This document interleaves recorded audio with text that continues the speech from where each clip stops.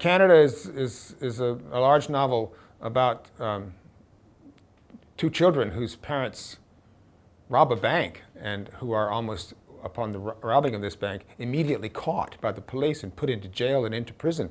And the children themselves are whisked away. It's a book with a lot of incident in it.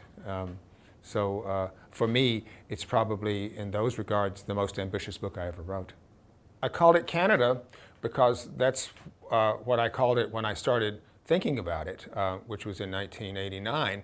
And it was a title that endured through the whole time of my thinking about it when I wasn't writing it. It's not a novel that's about Canada particularly, although it has, as it gets on toward its end, since it's set in Saskatchewan in the second part, it has Canada in it a lot.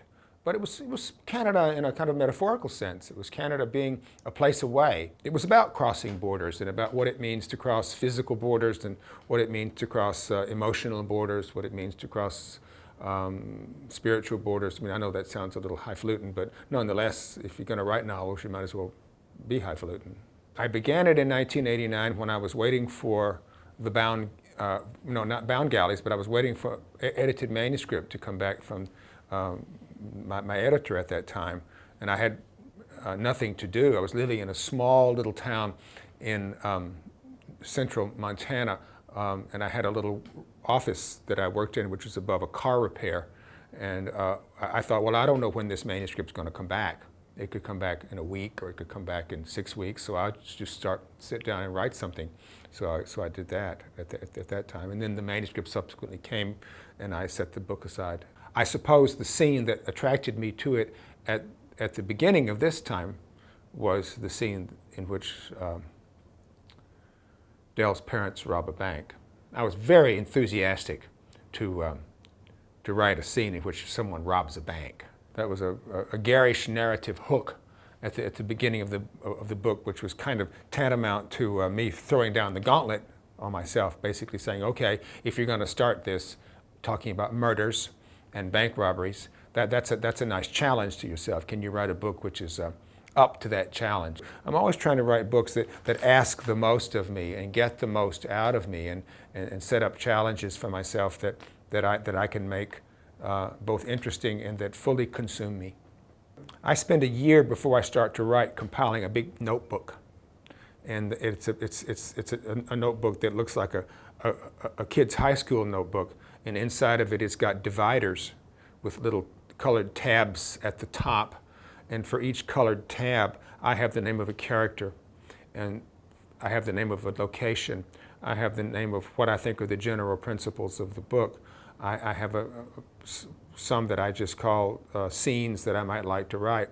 So before I ever write word one, I've spent the better part of a year compiling all of this information into this big notebook, which is sort of the book in essence.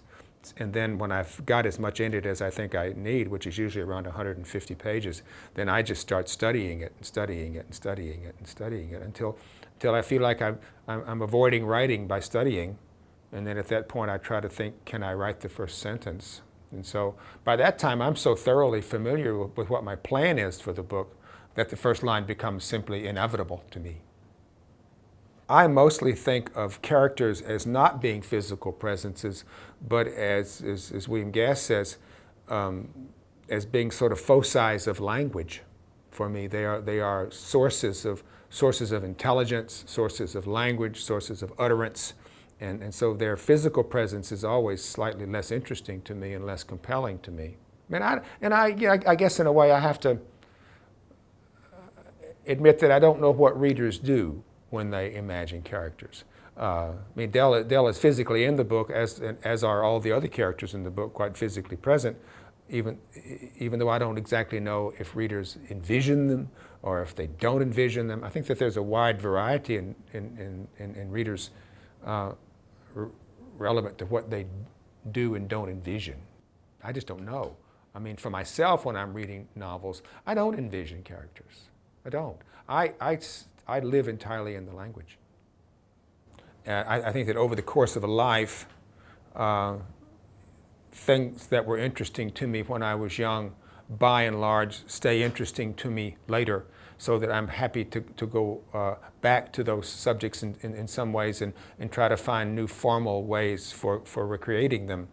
I think of of Canada as being the full efflorescence of ideas and that I had been thinking about ever since 1979, and I've written stories, novellas set in the West, but this seems to me to be the whole of it consummated completely.